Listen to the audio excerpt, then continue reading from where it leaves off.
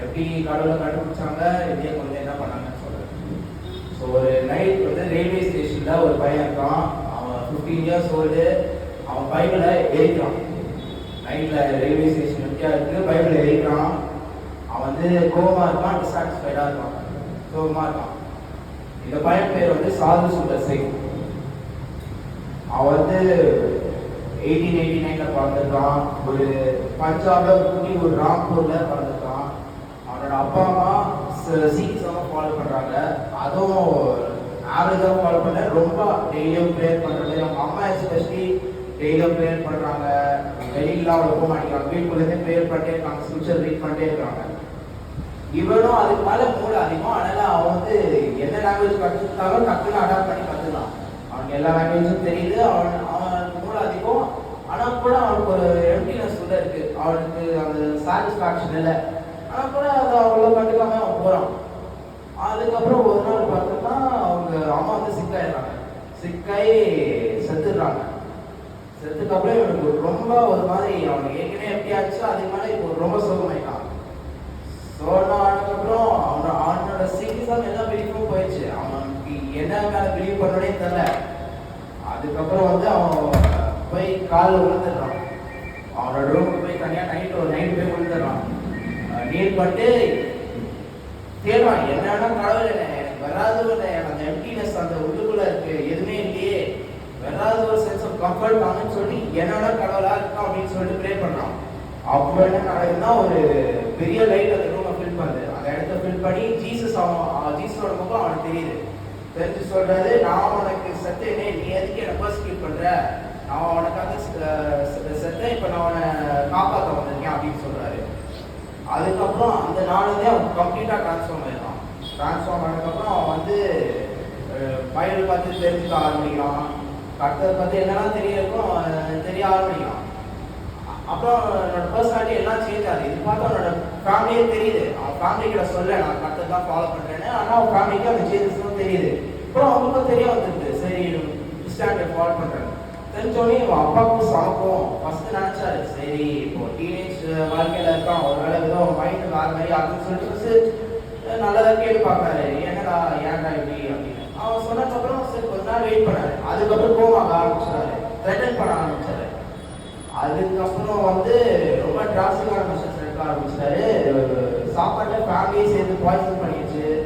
அதுக்கப்புறமும் அவன் திருந்தல, அவன் படிச்சு மாட்டான் கடவுளோட கிருபைனால. ஆனால் அதுக்கப்புறமா கிறிஸ்டியானிட்டி தான் ஃபாலோ பண்ணான், கடவுள் தான் ஃபாலோ பண்ணான்னு சொன்னதுக்கப்புறம் அப்பனால தான் பண்ணல, வீட்டு விட்டு அனுப்பிச்சிட்டாரு. அவனோட உடம்புக்கு க்ளோதிங் மட்டும் வச்சு வீட்டு விட்டு வெளியே அனுப்பிச்சிட்டாரு. அவன் மாத்திரையில் ஸ்டபனா நான் கடவுள் தான் ஃபாலோ பண்ணேன். அதுக்கப்புறம் வீட்டு விட்டு வெளியே போயிட்டு அவன் கர்த்தர்கிட்ட ப்ரே பண்ணி கர்த்தர் வழிநாட்டின வழியில் அவன் போய் அதுக்கப்புறம் அவன் வேர்ல்டு திங்ஸ்லாம் விட்டான். எனக்கு இந்த மாதிரி லட்சியம் வேணும், இது வேணும், அவன்லாம் சாப்பாடு வேணும், அவன்லாம் கவலையே பண்ணல. அவன் கர்த்தர் தான் அவன் நம்பிக்கையே ஃபுல்லாக வச்சுருந்தான். சாப்பாடாக இருக்கட்டும், இல்லைன்னா க்ளோதிங்காக இருக்கட்டும், எல்லாமே கர்த்தர் தான் தருவான்னு அவன் முழு நம்பிக்கை வச்சுருந்தான். அதுக்கப்புறம் சரி கர்த்தர் சொல்லியிருக்காரு, நீ உலகம் போல போய் என்னோட வார்த்தையை நீ ப்ரீச் பண்ண சொல்லு அப்படின்னு சொல்லிட்டு அவனும் சரி கர்த்தரே அப்படின்னு சொல்லிட்டு போனான். அவன் அதுக்கப்புறம் சும்மா தெருவில் இருக்க சும்மா வீட்டுலாம் போல அவன் நிறைய தூரம் கால் செருப்பு இல்லாமல். ஆனால் தான் அவன் பேர் வந்து saint of bleeding, the apostle of bleeding ஃபீட்னு கூப்பிடுவாங்க அவனை. ஏன்னா அவனுக்கு காலையிலேயே இருக்காது. அவனுக்கு ஃபுல்லாக பிளட் கிளாட்ஸு எல்லாமே இருக்கும். அவன் வலிக்கும். ஆனால் அவன் வந்து சப்பல் எல்லாமே தான் அவன் ஃபுல்லாக நடப்பாங்க.